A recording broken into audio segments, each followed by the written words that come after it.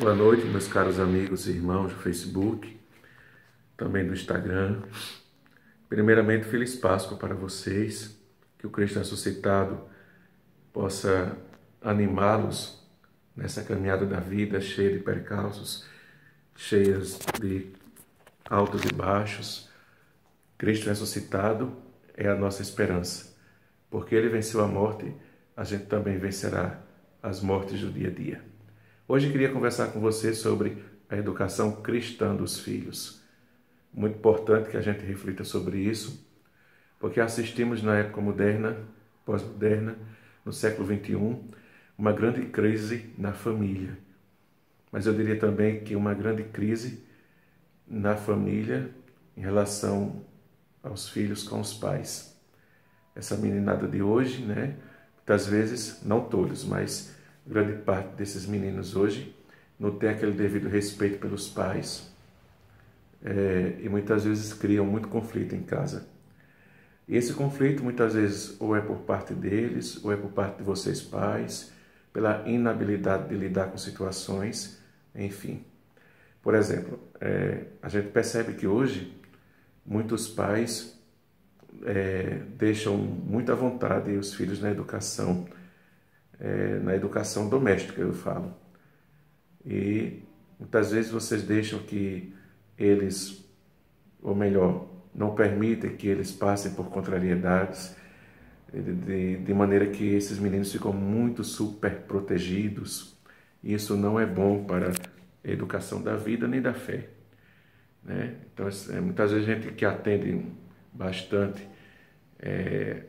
que faz aconselhamento, direção espiritual, que escuta esses meninos, eles muitas vezes ficam revoltados com a vida pela mínima contrariedade. Então, às vezes faz um drama por uma coisa tão pequena. Então, não aprenderam a ser contrariados, né? Não aceita ser contrariado, não aceita levar não. Isso atrapalha muito na vida deles, porque vão ser muito inseguros no futuro. Permita que seus filhos caiam, que se levantem. Ensine a esses meninos que a vida não é só um mar de rosas, que não tem que toda vez eles vencerem. Não é assim que a vida funciona, tudo tem que dar certo a vida toda. As contrariedades servem para nos ensinar. A gente cresce muito com as quedas, né? Então o pai e a mãe não tem que ficar dizendo, por exemplo, quando na sua geração, quando você era adolescente, muitas vezes você quebrou a cabeça para acertar, errou também, passou dificuldades. Para estudar, muitas vezes tinha que subir num pau de arara para ir para a escola. Eu fui dessa época também, que você tinha que percorrer quilômetros para ir para uma escola, porque na sua cidade não tem. Coisa desse tipo, né?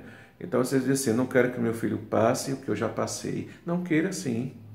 Ele tem que ver que a vida é difícil, tem que crescer com as quedas, tem que valorizar a vida pelas dificuldades. Se você ficar enchendo o menino de coisa, facilitando muito a vida dele, ele vai ser muito inseguro, né? Qualquer não que receber da vida vai fazer um drama, vai entrar em depressão, vai ficar com ansiedade, né? Hoje em dia, ansiedade e depressão é uma doença da moda. É uma doença que vem, doenças que vêm assim a 3 por 4 de maneira muito fácil.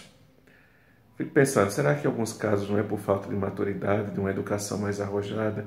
Então você que é pai, que é mãe, não fique super protegendo esses meninos não. Claro, tem que cuidar deles, é verdade, mas certas coisas eles têm que passar por alguma dificuldade que a vida impõe para crescer como gente, para não errar mais onde errou. Os fracassos têm que ser admitidos como parte, como um processo natural da vida. Tem gente que não aguenta fracassar em nada, né? Então se cria um drama por causa de um não que recebeu, por um fracasso, um namoro que terminou. Ai, quero tirar minha vida porque a vida não vale a pena. Não, que é isso. Então aprender com as quedas, não proteger demais, mas ao mesmo tempo cuidar. Mas o que eu queria falar não era exatamente isso não. Isso aqui foi só um adendo. O que eu queria falar sobre a educação da fé, que é muito parecido também. Por exemplo, especificar aqui na educação da fé o cuidado que você deve ter, a preocupação é que essas crianças façam o catecismo, frequentem o catecismo, aprendam a doutrina cristã e, mais do que aprender a doutrina cristã, que eles tenham um encontro pessoal com Jesus. Isso você pode fazer na sua casa, porque você é o primeiro catequista, você é pai e mãe, primeiro catequista do seu filho. Mas ele tem que ir para a paróquia para completar a sua educação na fé. E eu percebo que muitas vezes os pais deixam muito à vontade as crianças nessa questão do catecismo, né? Passa esse processo de sacramental, receber a primeira Eucaristia, fazer a crisma, vocês deixam muito à vontade. E é interessante que a educação para a vida mesmo, a educação para o mercado de trabalho, você se preocupa bastante.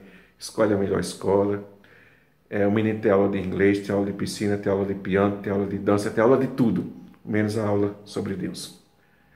Então é importante que você se preocupe. Ah, mas o meu filho não quer, o que é que eu vou fazer? Me diga uma coisa, quando o seu filho, se ele disser que não vai para a escola, você vai dizer, ah, tá certo, você não quer, então quando você quiser você vai. Não, você tem que ir para a escola. Você não pergunta se ele quer ir para a escola, você não pergunta se ele quer ir para o médico, você não pergunta se ele quer o nome que você deu, você simplesmente manda ele ir. Por quê? Porque você é que sabe o que é melhor para o seu filho quando ele é criança. Não é ele que decide as coisas. É você, pai e mãe. Tem que ser você, cara pai, caríssima mãe. Se você colocar para o seu filho decidir se ele quer ir para a igreja, ele não vai decidir nunca, não vai querer nunca. Claro que a fé não pode ser imposta, mas também não pode deixar muita vontade, não. Se você souber orientar e encaminhar esse menino para a igreja, para o catecismo, com a devida orientação, ele vai acabar gostando. Para ele escolher se ele quer ser cristão ou não, isso é quando ele ficar adulto. Enquanto ele é criança, ele não sabe o que é melhor para ele, não. É você que sabe. Tanto é que você decide a escola que ele vai, você decide o que ele vai fazer, tudo você decide, não é ele não. Você não manda ele escolher, não. E por que na fé você fica com essa abertura toda? Se ele não quiser, ele não vai. Meu filho, você quer ir para a missa? Quero não. Aí você não leva. Leve para a missa. Você não leva para a escola todo santo dia? Você vai perguntar, você quer ir para a escola hoje, meu filho? Se não quiser, você fica em casa. Porque é assim que você faz quando é para ir para a igreja. Pergunta se o menino quer ir para a igreja. A criancinha de 4 anos, 5 anos. Pergunte não, leve para a igreja. Você vai deixar que ele decida se quer ou não? Criança não gosta de ir muito para a igreja. Pelo menos os de hoje, né? Adolescentes também não gostam muito da igreja, não. Mas se você começar de cedo, numa educação bem firme na fé, fazendo como nossos pais fizeram conosco quando éramos crianças, a gente não ficou com trauma da igreja porque tinha que ir, não. Pelo menos eu, hoje sou padre, grande parte devo à minha mãe e meu pai que souberam me educar na fé. Não fiquei com trauma. Você tem que ir para a igreja. Ave Maria, quando crescer não vai querer passar na porta de uma igreja porque foi forçado. Não, não tem essas coisas não. Não passei por isso não.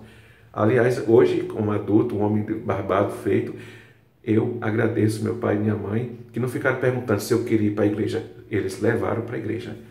Então, era isso que eu queria conversar com você, essa primeira parte do vídeo. Depois a gente faz outros vídeos explicando um pouquinho essas coisas, incentivando você a encaminhar seus filhos e sua família para Deus e para a igreja. Um grande abraço, feliz Páscoa e até o próximo vídeo, se Deus quiser.